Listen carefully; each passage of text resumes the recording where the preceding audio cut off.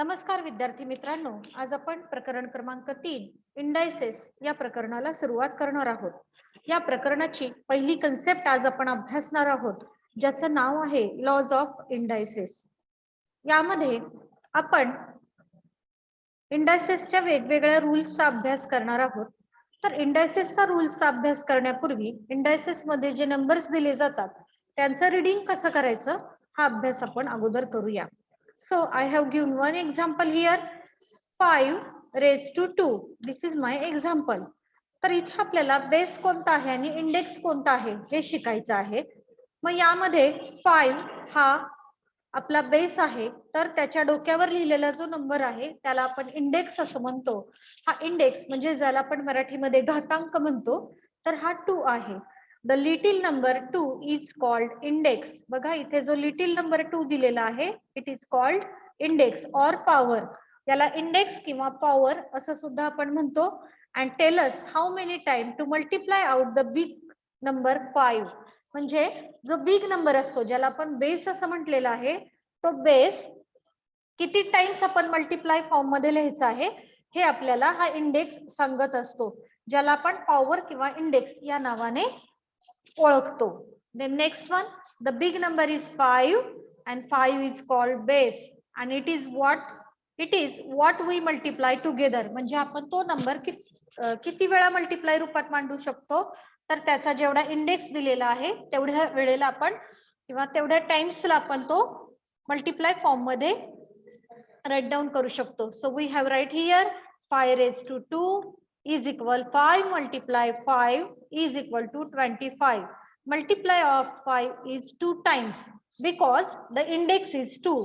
आपण 5 चा 2 वेळा गुणाकार रूपामध्ये मांडणी केली कारण त्याचा इंडेक्स हा 2 आहे. So index shows how many times we multiply the biggest number and the big number is the base of that example. Clear? Then next one, reading of indices. इंडायसेसचं रीडिंग हे खूप महत्वाचं असतं. आता इथे मी बेस 5 ठेवलेला आहे, मात्र त्याचा इंडेक्स हा बदललेला आहे.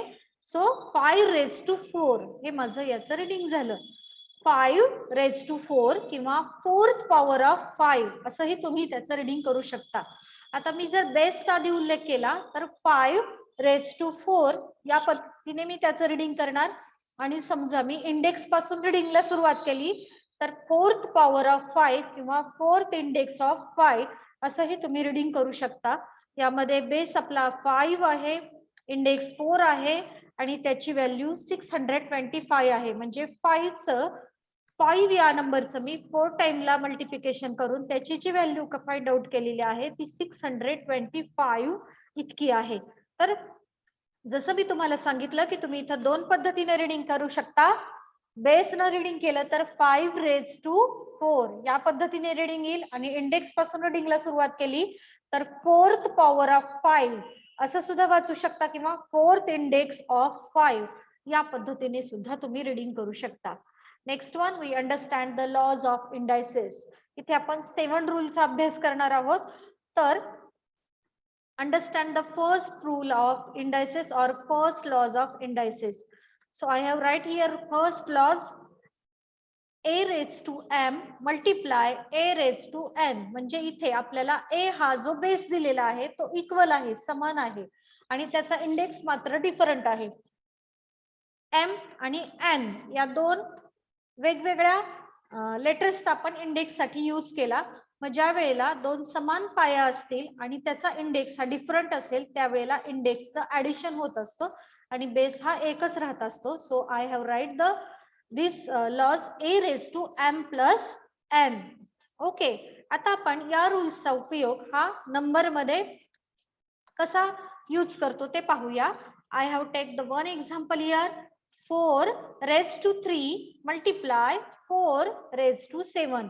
इथे 4 हा इक्वल इंडायसेस बेस आलेला आहे आणि याचा जो इंडेक्स आहे तो डिफरंट आहे. एक बेसचा इंडेक्स 3 आहे तर दुसरा बेसचा इंडेक्स 7 आहे. मग ज्या वेळेला बेस हा इक्वल असतो आणि त्याचा इंडायसेस हा डिफरंट असतो त्यावेळेला इंडायसेसचं ऍडिशन होत असतं आणि बेस मध्ये जर मल्टिप्लिकेशन साइन असेल तर. So we have right here 4 raised to 3 plus 7. So our answer is 4 raised to 10. या पद्धतीने तुम्ही 3 स्टेप मध्ये हा लॉज यूज करायचा आहे. लक्षात ठेवा, ज्या वेळेला तुम्ही एक्झाम्पल वही मध्ये सोडवणार आहात त्यावेळेला तुम्ही कोणता रूल इथे यूज केलेला आहे हा रूल तुम्ही इथे डिनोट करायचा आहे, because this is the method of writing example. Okay, आणि मग तुम्ही या पद्धतीने त्याची मांडणी करू शकता आणि त्याच्या उत्तरापर्यंत पोहोचू शकता. So we have understand the first rule and we have give the 3 example for solving this laws. हे या लॉज वरून तुम्हाला सोडवण्यासाठी खाली 3 एक्झाम्पल दिलेले आहेत. तर स्टेप बाय स्टेप जसं मी वरती दाखवले त्या पद्धतीने तुम्हाला हे एक्झाम्पल सॉल्व्ह करायचे आहेत. नेक्स्ट वन बघा, second one law, a raised to m divide a raised to n is equal to a raised to m minus n. असं का आलं, तर इथे a हा बेस इक्वल आहे मात्र त्याचा इंडायसेस हा डिफरंट आहे आणि यांच्यामध्ये जे साइन आहे ते डिव्हायडेशन्स आहे. म्हणजे ज्या वेळेला बेस हा इक्वल असतो आणि त्याचे इंडेक्स हे डिफरंट असतात त्यावेळेला आणि सबस्ट्रॅक्शन असेल, सॉरी डिव्हायडेशन त्यांच्यामध्ये असेल तर त्यांच्या इंडायसेसचं सबस्ट्रॅक्शन होत असतं. So we have write answer a raised to m minus n. This is a second rule. आता ह्या सेकंड रूलचा यूज आपण नंबर्स मध्ये करणार आहोत. I have give one example here, 6 raised to 5 divide 6 raised to 3. इथे तुम्हाला दिसतंय की 6 हा इक्वल बेस आहे मात्र 5 आणि 3 हा डिफरंट इंडायसेस आहे. So we use the rule a raised to minus m. या रूलचा आपण इथे वापर करू शकतो. पूर्ण रूल लिहिला तरी चालेल किंवा त्याचा आन्सर इथे लिहिलं तरी चालेल. So we have write here second one step. दुसऱ्या स्टेपला आपण या पद्धतीने लिहायचं, 6 raised to 5 minus 3 and our answer is 6 raised to 2. किंवा तुम्ही याला 2 स्क्वेअर पॉवर ऑफ 6 असं म्हणू शकता किंवा स्क्वेअर इंडेक्स ऑफ 6 असं म्हणू शकता किंवा 6 raised to 2 असं सुद्धा त्याचं रीडिंग करू शकता. तर अशा पद्धतीने 3 स्टेप्स मध्ये आपण सेकंड रूलचा अभ्यास केलेला आहे आणि याचे 3 एक्झाम्पल्स तुम्हाला सोडवण्यासाठी दिलेले आहेत. नेक्स्ट वन, थर्ड रूल आहे तुम्हाला दिलेला. यामध्ये in bracket a multiply b bracket complete raise to m. इथे तुम्हाला दिसतंय की इथे जो बेस दिलेला आहे तो बेस डिफरंट आहे आणि त्याचा इंडेक्स मात्र एकच नंबर दिलेला आहे. मग ज्या वेळेला असा प्रश्न तुम्हाला येतो त्यावेळेला त्या डिफरंट जो बेस असतो त्या डिफरंट बेसचा प्रत्येकाच्या डोक्यावर इंडेक्स लिहायचा असतो. a raise to m multiply, इथे b लिहायचं आहे b रेज टू m असं तुमचा रूल येणार आहे. तर इथे पण बघा मी एक्झाम्पल दिलेला आहे की 2 मल्टिप्लाय 3 हा डिफरंट बेस आहे आणि त्याचा इंडेक्स हा 5 दिलेला आहे. So root 2 raise to 5 multiply 3 raise to 5 अशी त्याची मांडणी येणार आहे. तर हा थर्ड वन रूल आहे, त्याचं हे एक्झाम्पल आपण सॉल्व्ह करून पाहिलं आणि उरलेली 3 एक्झाम्पल्स तुम्हाला सॉल्व्ह करण्यासाठी दिलेली आहेत. नेक्स्ट वन, फोर्थ रूल आपण पाहणार आहोत, a raise to 0 is equal to 1. आता हा आपला चौथा रूल आहे, फोर्थ वन रूल आहे की एखाद्या नंबरचा इंडेक्स हा जर 0 आला तर ऑलवेज त्याचा आन्सर हे 1 येत असतं. तर ते कसं हे आपण इथे प्रूव्ह करून दाखवतोय. हे तुम्हाला समजण्यासाठी की याचा आन्सर 1च का येतं, की कोणत्याही एखाद्या नंबरचा इंडेक्स हा 0 आला तर त्याचं आन्सर हे 1च का लिहायचं असतं. तर त्याचं जस्टिफिकेशन मी इथे लिहिलेलं आहे की मी एक एक्झाम्पल घेतलं, 5 raise to 3 divide 5 raise to 3. तर आपण दोन पद्धतीने याची मांडणी केलेली आहे. तर फर्स्ट आपण पाहूया 5 raise to 3 upon 5 raise to 3. Vertical मेथडने मी इथं मांडणी केली आणि आपण रूल पाहिलेला आहे या आधीच्या, हा सेकंड रूल की जिथे डिव्हायडेशन असेल आणि डिफरंट इंडायसेस असेल तर इंडायसेसची सबस्ट्रॅक्शन होत असतं. तर हा रूल आपण इथे वापरला, rule of division. So 5 raise to 3 minus 3, तर आन्सर आलं 5 रेज टू 0.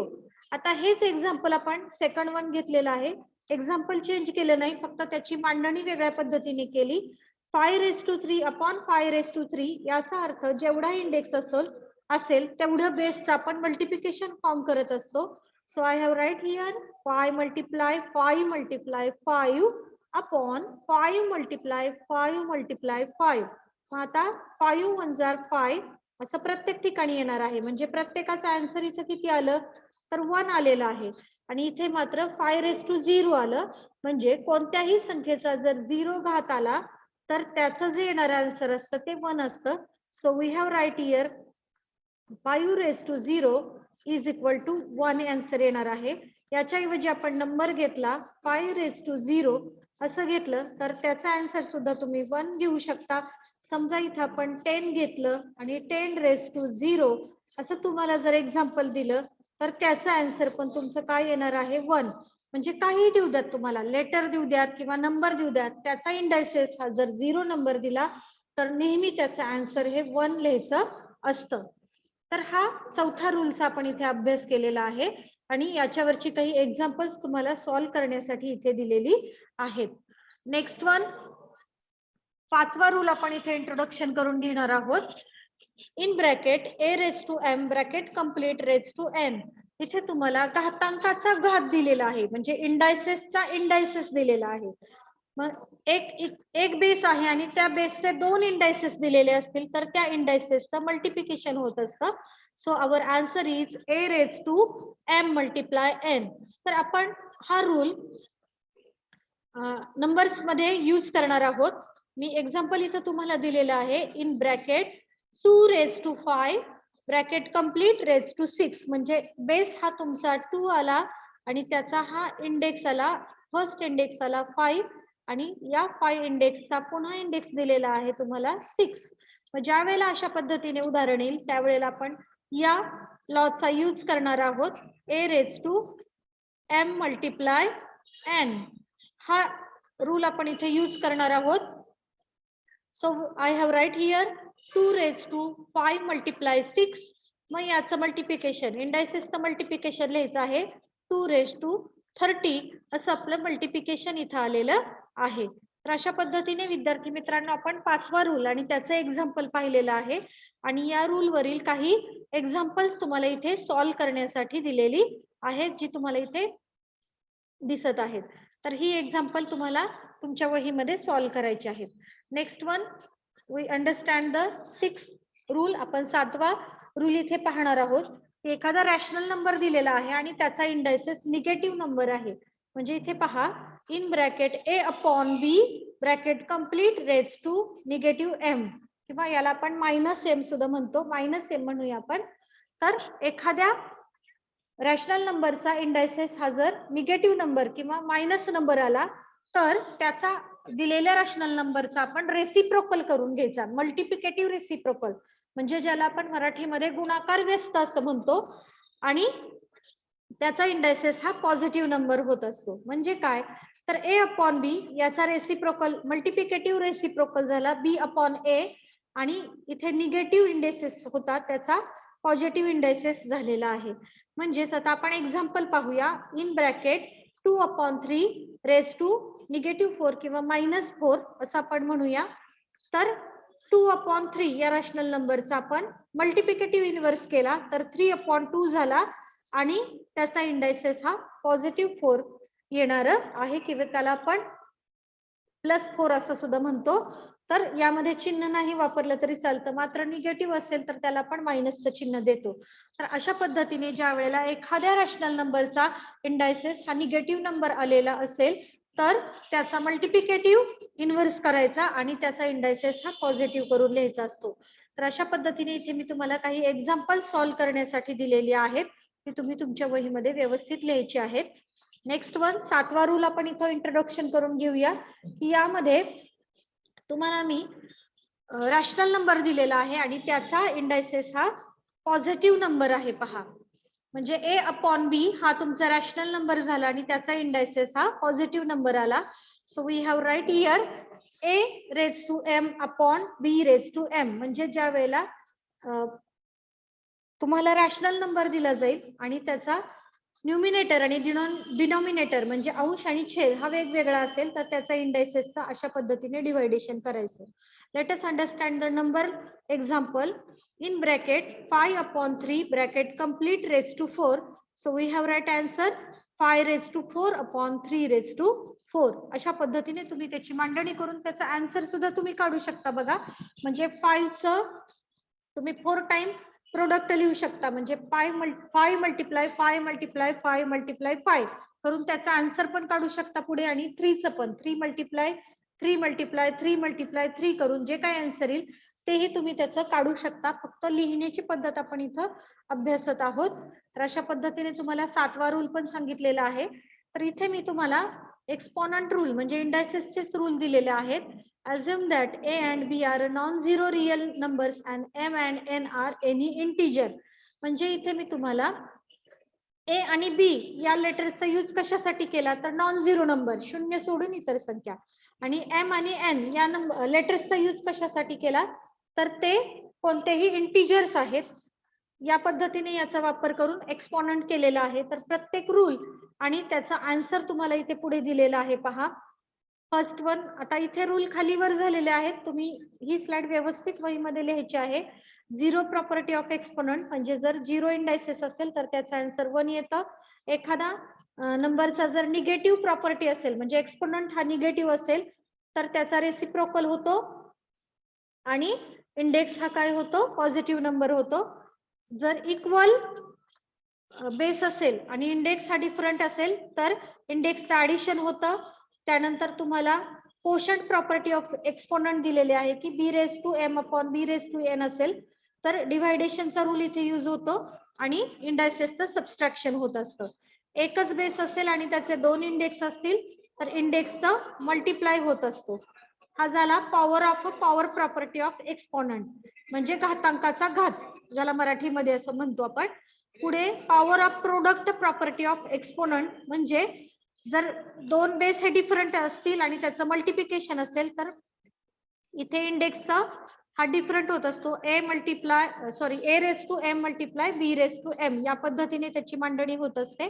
आणि power of quotient property of exponent म्हणजे रॅशनल नंबर दिलेला असेल आणि त्याचा इंडेक्स हा 1 दिलेला असेल तर a raise to m upon b raise to m अशा पद्धतीने तुम्हाला सर्व इंडेक्स रूल दिलेले आहेत.